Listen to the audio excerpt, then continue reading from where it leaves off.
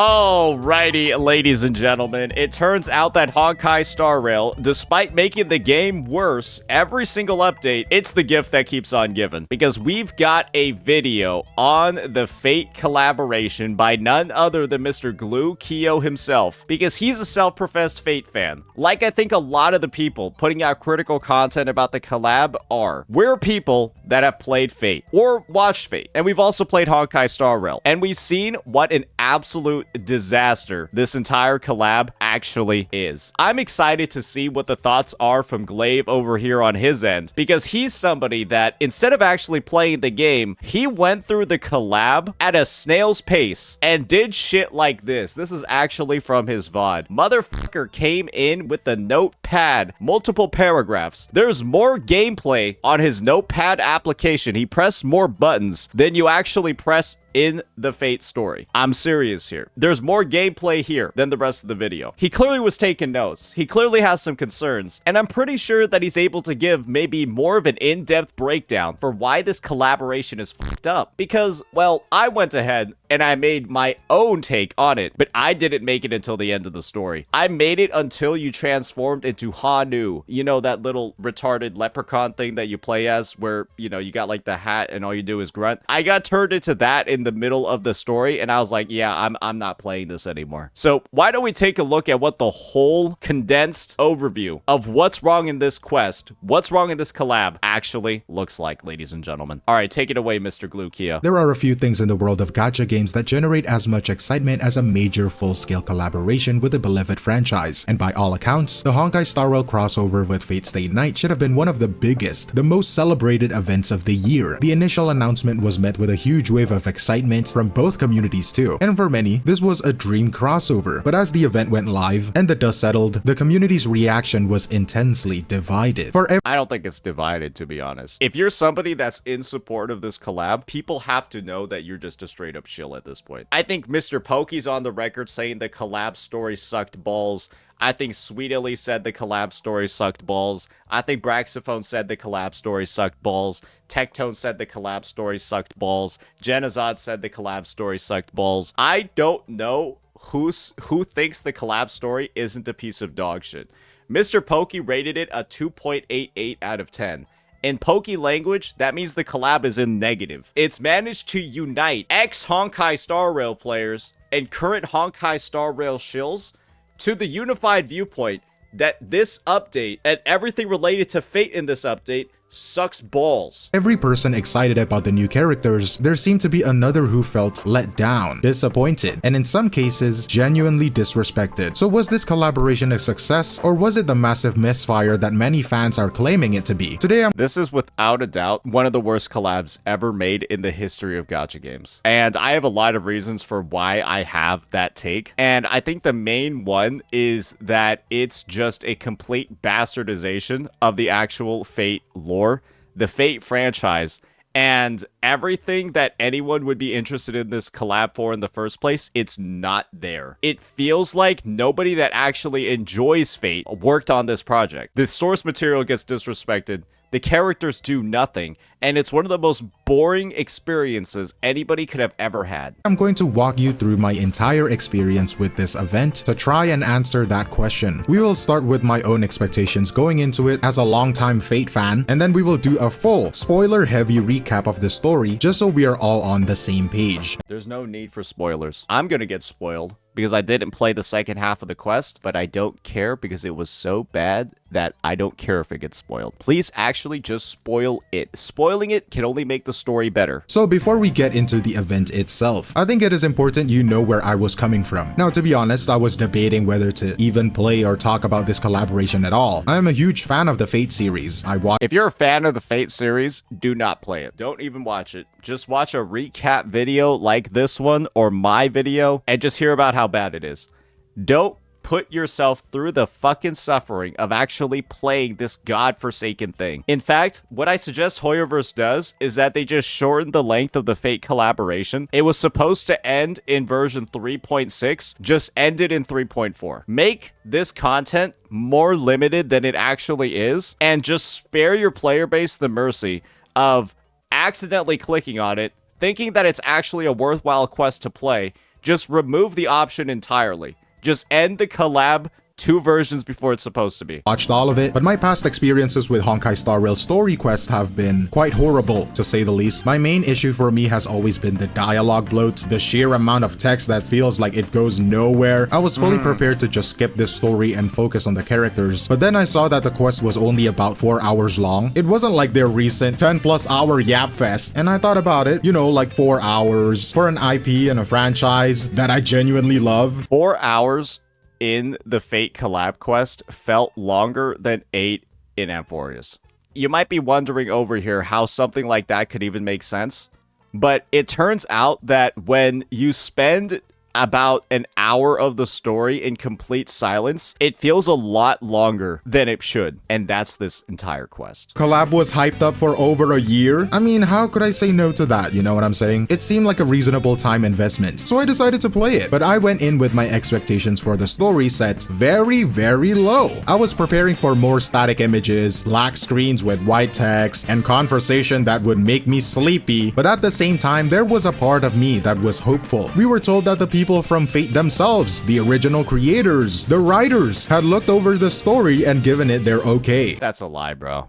If it's not a lie, you want to know what was going on while Nasu was reviewing the story? Bro was getting handed Benjamins under the table by the fist. Whatever currency they were using, they were just handing him fistfuls of cash under the table as he was reviewing it. There's no way bro went in, saw the script, and was like, oh yeah, in the Unlimited Blade Works collaboration, Archer's never gonna use Unlimited Blade Works a single time in the story. Yeah, no, let's do that. I thought it has to be at least better than usual, right? I had low expectations, but a little bit of hope. So with that mindset, I dove in. And now, before I give you my critique, let's just go over what actually happens in the story. This will be a full recap, so fair warning for spoilers ahead. Alright. Like I said, I haven't seen the second half of this quest, so a good part of this is going to be new to me, but I will comment on what I've already seen. So the story of the event, Sweet Dreams and the Holy Grail, kicks off with a pretty familiar premise for Fate fans. A Holy Grail war is beginning in Penacony, right? The idea is that different participants, called Masters, will summon heroic spirits, in this case, from Penacony's own history, to fight for the Grail. We were introduced to a few of these pairs right away. We have a character named Scott with an assassin servant. Robin is paired with a caster, Boothill has Lancer, and Adventurine shows up as the Master of Archer. Our character, the Trailblazer, gets involved and ends up summoning the main heroic spirit of the collaboration, Saber. That's the funny part, is that Saber is, if there was a main hero of the collaboration, it would be Saber. When, for an Unlimited Blade Works path or franchise, the main hero is supposed to be Archer in the Unlimited Blade Works path of Fate Stay Night. It probably would have actually made the most sense if Archer was the player character servant and he actually had like a role if this was going to be a UBW collab. But it's not. It's false advertisement if we're frankly being honest. And that's what makes the whole Nasu previewed and read this shit as so ridiculous. And yes, guys, I know Rin is the main heroine of Unlimited Blade Works, but we're talking about heroic spirits. When she appears, it's quickly established that she and Boothill's servant, Lancer, already know each other from the past war. This immediately suggests that this story takes place sometime after the events of the original Unlimited Blade Works. From there, the participants were pulled into a reality marble, which is just a magic created world by the assassin servant. This world takes the form of an old black and white silent film. Glaive is really doing some a quick summary over here, and he didn't mention one critical part. I'm gonna wait to see if he does mention it though. Everyone to communicate through subtitles while they face different challenges. But yeah, this part was dog shit. A major turning point happens when Adventurine betrays his supposed ally, Scott. He reveals himself to be some kind of golden gatekeeper and starts a battle, which leads to our Trailblazer Saber and Archer teaming up against him. Now later in the story, Saber gets trapped in an illusion created by Robin's caster servant. In this dream, she gets to live out a normal life, ordinary life, free from her duties as a hero. The Trailblazer eventually helps Saber break free from this dream, and she accepts her destiny once again. The story ends with a big battle against a corrupted version of the Holy Grail, which Saber manages to destroy with her ultimate attack. That's so bad. Wait, that's the story.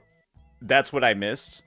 So Adventurine pretends to be Scott's ally and then betrays Scott, and then Robin's servant, the caster servant, betrays the party. So the rest of the story is 2 betrayals, and then Saber gets talk no jutsu'd into Excaliburing the Holy Grail again. Okay. I'm glad I didn't play that because it's just shit. In the aftermath, we find out that Lancer actually survived the whole war, which is a bit of a surprise, seeing how the Fate series usually go. But anyways, while Okay, Lancer surviving is kind of funny. I'll give them that. Lancer surviving is a little bit funny. the other servants return to where they came from, Lancer decides to stick around in Penacony. So that is the basic plot. A fairly standard Holy Grail war story with a few twists. On paper, it sounds fine, but the way this story was told, the execution is where everything falls apart. Honestly, if you get into it in like the really like speed summary way that Glaive kind of glossed over the details and only mentioned the main plot points, I think it doesn't sound too terrible. In Glaive's summary, what's not expanded on is just how long certain parts of the story actually are. And a lot of the parts that he glossed over were like 1 to 2 hours in length. That's probably something he's going to talk about. And that is what we need to talk about next. Alright, so we know the what. Let's talk about the how. Because this is where the experience moves beyond being a simple, flawed story and becomes, frankly, insulting to the source material. It begins Let's with the hear it. basics. When your character gets their command spells, these powerful magical seals that appear on their hand, the game just flashes a logo on the screen. And that's it. There is no weight, no impact, a core concept of the series reduced to a UI element. But it gets worse with the summoning ritual. In Fate, this is a sacred, tense, dramatic moment. It is the foundation of the entire franchise. In Honkai Star Rail, they turned it into a joke. They made the chant goofy. When the summon fails at first, they played these silly, cartoonish sound effects. It is as if the game is winking at you saying, "Oh, silly me, I failed the summon." Like, what? That's why I said that this entire collab, it didn't feel like a serious adaptation. It felt like a joke collab. Felt like a hee, gotcha. If you're familiar, the Fate series itself does it, and so that's why Nasu might have actually approved it to a degree. They have a series called Carnival Phantasm, which is essentially just Fate or like characters created by Nasu going around doing dumb, goofy shit in like a slice of life format. That's what this collab feels like, but it's done shittily on top of it. It is a complete betrayal of the source material's tone. This continues with Saber's famous introduction. The iconic line is there, but the scene itself is so soulless. It is a hollow reenactment that has none of the magic or the atmosphere of the original. It feels like going through the motions. And after playing for nearly an hour to get to this point, it is just embarrassing. The main reason why it feels soulless and embarrassing is simple. Everything leading up to like this iconic sequence, right? Where she's like, oh, Itself is are you my master? You want to know who Saber is defending the Trailblazer from? Saber's defending the Trailblazer from Lancer. And Lancer started attacking the Trailblazer randomly out of nowhere about 5 seconds before Saber comes in. And so the reason why this feels absolutely pointless and like nothing actually happened is because they introduced a new antagonist and the protagonist saving them in the span of about 10 seconds, and you already know the Trailblazer can defend themselves. The Trailblazer is naturally supposed to be the stand-in for Shiro in every single Fate route, where Shiro's a bum at the start of the story. He's a bum, he can't do anything, he's literally a free farm. He is a treasure chest that the other servants and masters are going to unlock. And so that's what makes Saber's appearance actually powerful and meaningful. But when Saber appears for somebody that's able to handle themselves, because the MC in HSR's lore is actually strong and capable, you're just like, I guess. And second, they had so many other units on the roster, or so many other characters, right? Maybe have the TB go through like some depowering moment to raise the stakes. Oh wait, you can't raise the stakes in this collab. This is something that Glaive hasn't talked about yet, so that's why I'm gonna mention it now. Because at the start of this collab, the first thing you find out, ladies and gentlemen, is that the entire situation has already happened. The Holy Grail War is already over. The event in Penacony has already occurred. And so there can be no opportunity to actually raise the stakes, make something meaningful happen. Gosh, it would have been awesome framing if all the actual master pairings that we talked about, one part about getting the command seal is like, I don't know, the character's abilities get nerfed. And so there's actual risk. And so the servants are actually protecting their masters, as opposed to just this soulless, pointless interaction. It's so soulless. It is a hollow reenactment that has none of the magic or the atmosphere of the original. It feels like going through the motions. And after playing for nearly an hour to get to this point, it is just embarrassing. And this soulless feeling infects the entire script. The dialogue is just bloated. It is full of endless yapping that says almost nothing of substance. There is an early conversation that is so obviously trying to be the version of a tense, strategic discussion from Fate Zero. The original scene is a masterclass in tension. The version of this event is a boring, lifeless, bootleg imitation, a really cheap copy. The laziness becomes almost brazen. Now this is the point where I personally lost it. There is a— And the worst part about all of this was developed for a year. This was in development for a year, ladies and gentlemen. The worst story that HSR has ever cooked is for their collab, and it's something you know they spent over a year on. This has to be like a wake-up call for any Honkai Star Rail player, and that's remaining after 3.0 and the Amphorius arc. People are out here saying that, oh, Honkai Star Rail 3.4 story was actually really good, guys. Let's ignore the fact that 3.0, 3.1, 3.2, and 3.3 were dog shit. Let's just ignore that the past 4 versions of this game were trash. 3.4 gives you a 5 out of 10 story patch. Everyone's cumming themselves collectively because they're not eating shit for the first time in 6 months. And then they combine 3.4's 5 out of 10 story with this 1 out of 10, 0 out of 10 piece of garbage. There's always something bad when it comes to this game. You can never have everything in the patch at an acceptable level.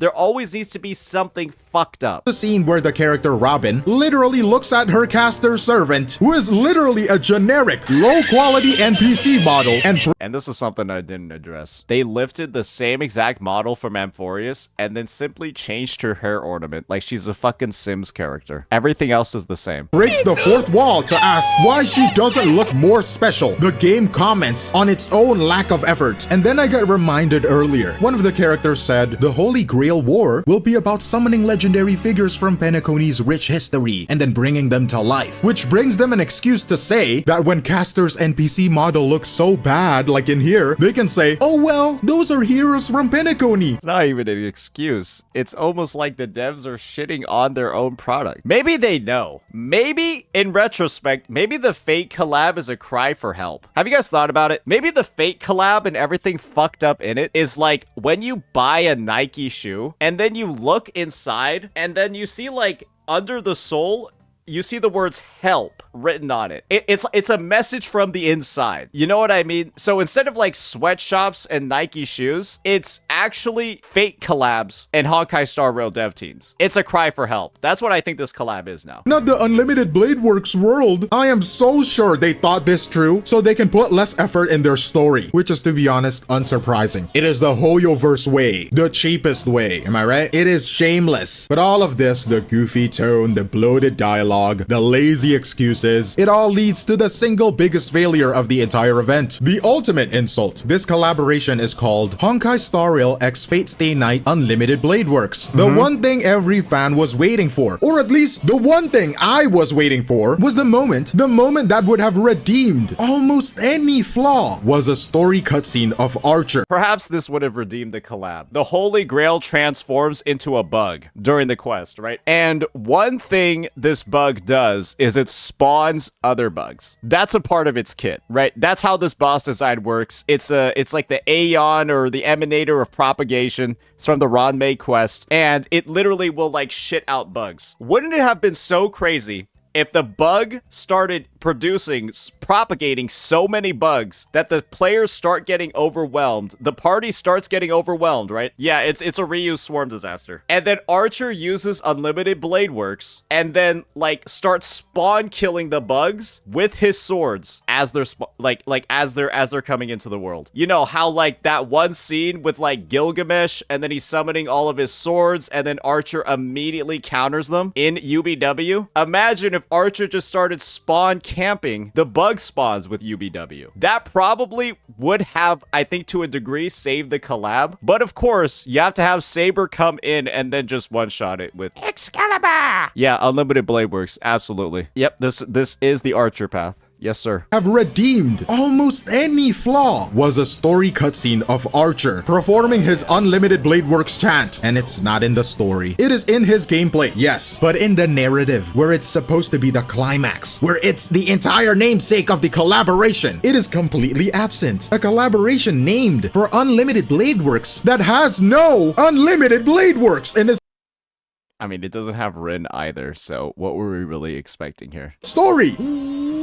What? It is a hollow marketing exercise. Full stop. It's baffling. So what you're left with is a narrative experience that doesn't just feel flawed, it feels deliberately cheap, lazy, and deeply disrespectful to the material it is supposed to be celebrating. And as we're about to see, this feeling of being shortchanged wasn't just confined to the story. Looking at the collaboration as a whole product, you start to see a pattern of low effort and questionable decisions. Glaive went through all of his deep story issues. Glaive went through the problems that he had as somebody that enjoys the Fate lore. I'm gonna be honest with you, he still missed more shit. There's still more shit that you take the lore of the Fate universe and you take what happened in the collab and it's all just completely fucked up. There's more. You have moments over here where the servants tell the master to go fuck themselves when the master uses a command spell on them. They're like, nah, I'm good. I'm gonna do whatever I want. Go turn into a frog, bucko. The servants go tell the masters to do that, which is like, if you know any of the Fate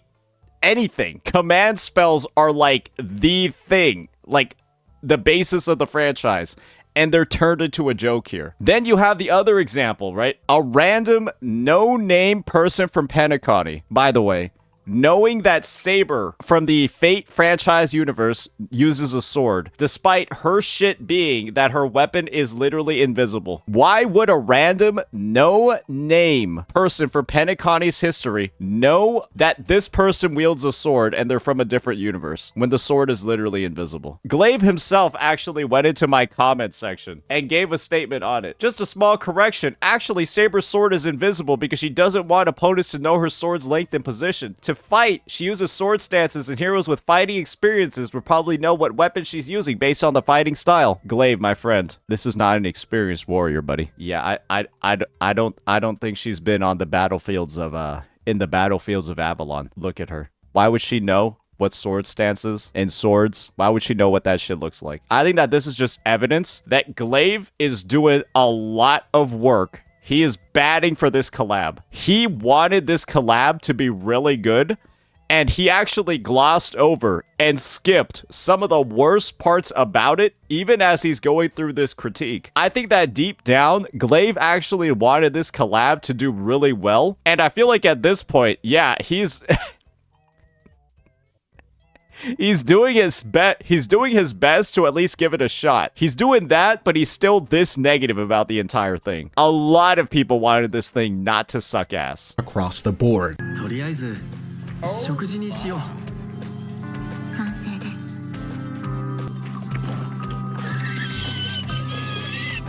お腹いっぱいになって二人とも落ち着いたみたい。やっぱり食事の席は話し合いの場にぴったりね。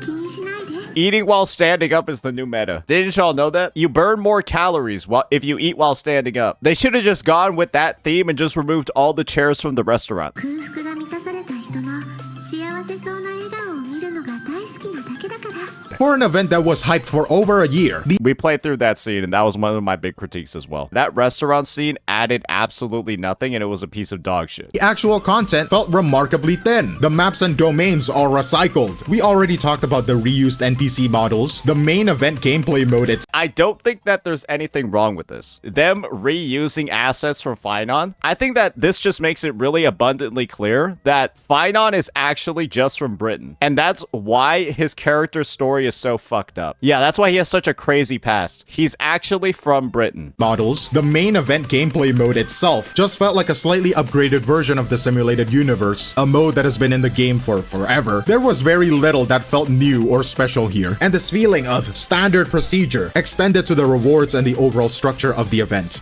I haven't even played the event. Yeah, I was thinking about doing it. Then I went through half of the collab and I was like, yeah, I think I'm good, brother. Glad that Glaive played it so that we don't have to. Rewards you get for completing everything, they're fine, but that is all they are. It is the same amounts of stellar jades, the same materials you get from any other large patch event. For a major once-in-a-lifetime collaboration, there was nothing special to mark the occasion. The structure was also anticlimactic. There was no unique, memorable final boss decided for the collab, and Lancer, one of the 3 main crossover characters, was relegated to just being a non-playable NPC. He doesn't get a boss fight, he is not playable, he just sorta hangs around. It is an incredibly unsatisfying fate for such a key character. And then I Should have killed him. don't think we talked about this. The silent film section of the middle of the story, where all of the characters are muted. I thought Glaive was actually gonna skip this. I was actually in shock until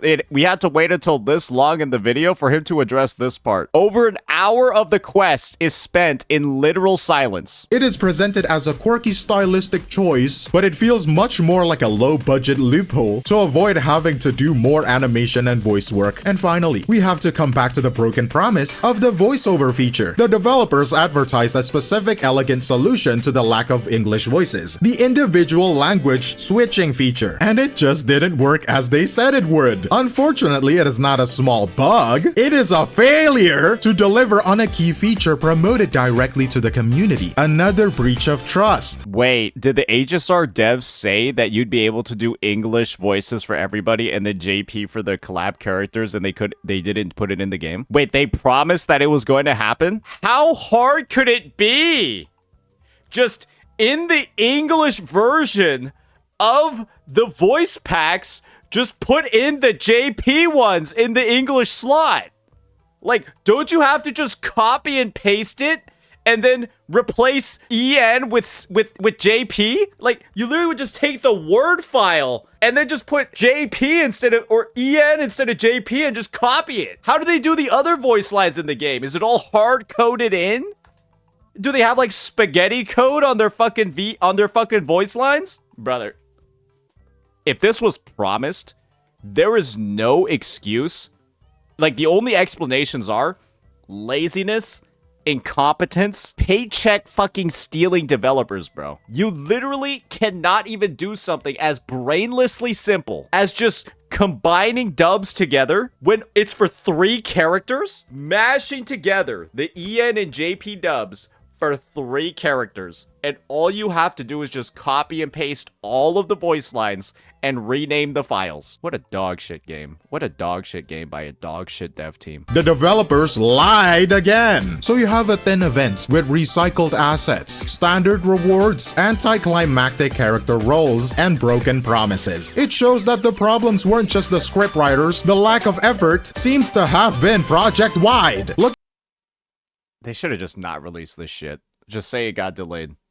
Looking at the personal experience, the failed narrative, and this lackluster event package, what is the final verdict? Let's be absolutely clear about one thing. The playable characters of Archer and Saber are genuinely great. Their kits are strong, their gameplay animations are well made, and on a mechanical level, they are excellent additions to the game. This part, the part they sell you, they got right. But that one positive is buried under a mountain of negatives. A disrespectful story that butchers iconic moments, lazy writing that feels like a first draft, cynical monetization schemes, broken technical promises, and a hollow, low-effort event structure that felt recycled from day one. And that's how you know Glaive really wanted to like this collab. He even went in and then made sure to give credit where credit is due. He really wanted to like this thing, but good fucking god, is this a pile of steaming dog shit. Because of that, while the individual characters might be good, the collaboration as a whole experience is a failure. It's a failure because it treated a beloved, respected IP with a shocking lack of care. When you look at all of the evidence, it is hard to see this as a celebration of fate. It feels much more like a cynical low-effort cash grab that used a famous name as bait. It is not a homage, it is an insult. So I will leave you with this final question. What matters more to you in a collaboration like this? Is it getting good playable characters? Or is it getting a respectful, well-made event experience that honors the source material? And where do you draw the line where one is sacrificed for the other? Awesome vid by Glaive. Of course, right? he's taking a bit more like an analytical, I would say even potentially a bit more of a well-rounded point of view on the Fate collab. Because I went in not expecting a lot. I think he did the same thing. But I think what Glay tried to do was find some sort of redeeming quality across the entire thing. He did manage to find a couple, but for me, it hasn't really been possible because, of course, I didn't have the willpower to actually finish the story. Go fuck yourself. Whoever told me to wait until the end, mods, go take care of it. That'll be my point of view on the entire whole Fate collab. I'm glad that we were able to get the perspective of somebody that's seen the end of the story. And so now nobody can say that we can't critique it because we didn't play the whole thing. Because I don't think anyone needs to play this entire quest to be able to critique it at all. Because it's really that fucking bad. So yeah, ladies and gentlemen, let me know what you all think about this one. Peace.